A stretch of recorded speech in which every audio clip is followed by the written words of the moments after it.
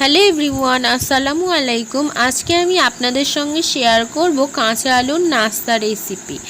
আজকের রেসিপির জন্য প্রথমেই আমি 4 পিস আলু ভালোভাবে পরিষ্কার করে ধুয়ে নিয়েছি। এখন সমস্ত আলু গ্রেট করে নিচ্ছি একটি গ্রেটারের সাহায্যে। সমস্ত আলু গ্রেট করে নেওয়া হয়ে গেছে। এখন আমি গ্রেট করা আলুর মধ্যে জল অ্যাড করে দিচ্ছি, ভালোভাবে পরিষ্কার করে ধুয়ে নিচ্ছি।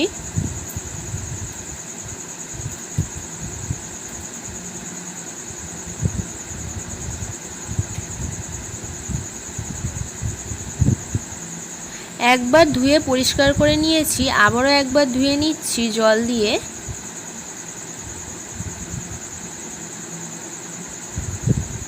এখন হাতের সাহায্যে যতটা সম্ভব চিপে জলটা বের করে দিচ্ছি।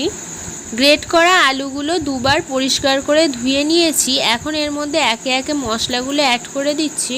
প্রথমেই দিয়ে দিচ্ছি স্বাদ মতো নুন, আর দিয়ে দিচ্ছি হলুদ গুঁড়ো, জিরে মরিচের গুঁড়ো, গরম মশলার গুঁড়ো, দিয়ে দিচ্ছি শুকনো লঙ্কার গুঁড়ো আর 1 প্যাকেট ম্যাগি মশলা।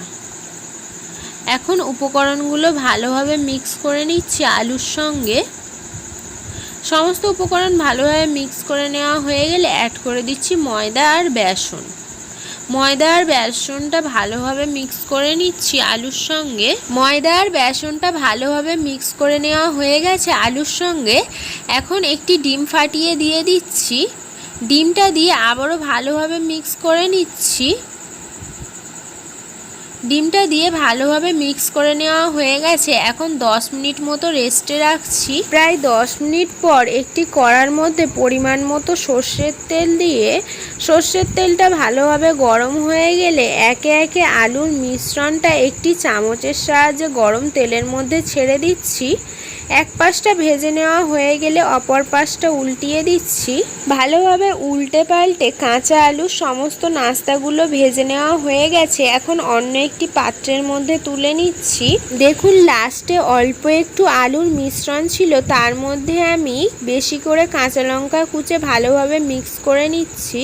তারপরে আবারও একে একে আলুর মিশ্রণটা গরম তেলের মধ্যে ছেড়ে দিচ্ছি। ভালোভাবে উল্টে পাল্টে এই ব্যাচটাও ভেজে নেওয়া হয়ে গেছে। এখন আমি অন্য একটি পাত্রের মধ্যে তুলে নিচ্ছি।